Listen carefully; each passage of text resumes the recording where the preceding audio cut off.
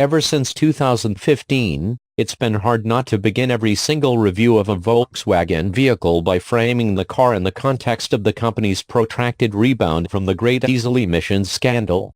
That's hard, because it keeps cropping back up in the news as the company fights furiously to right its ship, though its current ranking as the #1 global sales leader would suggest that it's pretty dang upright already, and the cars are central to the company's rebuilding. Nevertheless, just as the newly redesigned 2019 Jetta rolled into media hands this week, Volkswagen announced it was ousting VW Group CEO Matthias Mueller, whose reaction to Dieselgate has been seen as sluggish at best, and replacing him with clear-eyed VW brand chief Herbert Diess. It's a move intended to signal a definitive rejection of the Dieselgate era's leadership. What ultimately matters most to buyers, though, is the product. That's particularly critical here in the US, given that Volkswagen doesn't appear until 42 in a ranking of the top 100 vehicles by U.S. sales, according to industry analyst Focus2Move. But car 42 happens to be the Jetta, the most popular VW in the U.S. for most of the previous 6 generations it has been for sale, dating back to the early 80s. So far, 3.2 million have been sold in the U.S., so it's no surprise that in light of the company's desire to move the needle among U.S. consumers, VW has given the new 2019 model an extra amount of love, with the car being designed, built, and sold exclusively for the North American market. The final product, tested amid the sweeping rural roads of North Carolina in early April, is a legitimately great rebirth for the model, with sharp handling, a modern and refreshingly different interior, and smart exterior lines that mercifully refuse to betray the car's mid-range status, and potentially a huge shot in the arm for the brand's presence in the US. The exterior design is the first sign that VW takes the new Jetta's role in the brand's health quite seriously.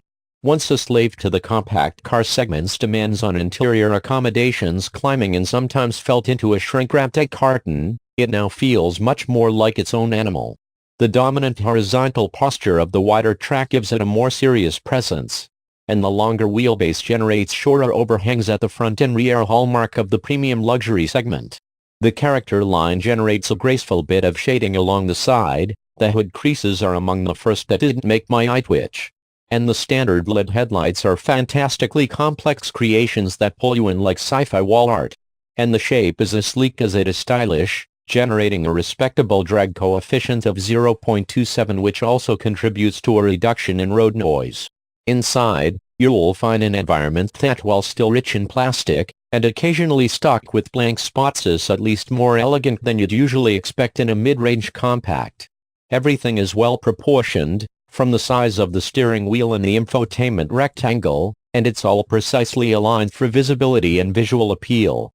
Things are angled just so that is, favoring the driver. Hints of chrome trim provide splashes of life, and a panoramic sunroof, available on SE and above trim levels, contributes a feeling of lightness to the interior. The 10.25-inch infotainment display spares you the clutter that often comes with these consoles, and the digital cockpit in the instrument panel found in Cell and Cell premium trims replaces conventional analog instruments with sharp, configurable data streams, including an option to place navigation data front and center, crucial for this age of endless distractions.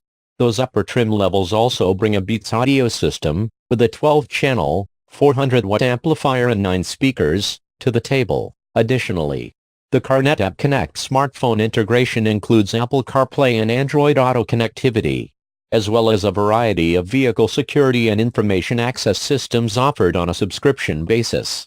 Nudging the car even further upmarket, the systems offer for $18 a month, on average, a crash notification to contact first responders, stolen vehicle location, remote door lock, remote diagnostics, and speed and boundary alerts for young drivers in the family. The 2019 Jetta offers a respectably wide range of safety options, including automatic cruise control and lane centering, but for me the truly standout feature was, believe it or not, volume knob. Though such old-school controls are starting to fade in favor of a variety of awkward touch-sensitive strips and big multifunction dials, the Jetta's volume knob doubles down on tactile feedback, with a crisp click at each tone that's both audible and satisfying. I found myself fiddling with it repeatedly, to the great annoyance of my passenger. It's the little things. Taking the machine out into the wilds of North Carolina near Durham, the Jetta felt easily more capable than it should have for a family car that starts at just $18,545. In sport mode, the 1.4-liter turbocharged four-cylinder felt responsive and capable, without the sense of wimping out that the previous version and some competitors tend to serve up as the car approaches triple-digit speeds. The 147 horsepower, 184 pound-foot engine lays down its power through a new 8-speed transmission with an optional 6-speed manual variant that keeps the car nicely comfortable across a wide variety of engine load situations. The new Jetta also stays reasonably flat in the turns, even at, shall we say, more aggressive speeds. The suspension is a conventional strut type up front with lower control arms and long travel coil springs, but with a simpler torsion beam in the rear system designed to balance comfort and handling while also dropping weight, to the tune of a 44-pound reduction in unsprung mass. Body roll felt minimal, and the car seemed more substantial than it actually was while snaking through turns, which isn't meant to suggest feelings of excess mass as it is feelings of capability. TL, dear, the 2019 Jetta just felt good to drive. The Jetta will come in S, SE, R-Line, Cell, and Cell Premium trim levels, starting at $18,545 and topping out above $27,000.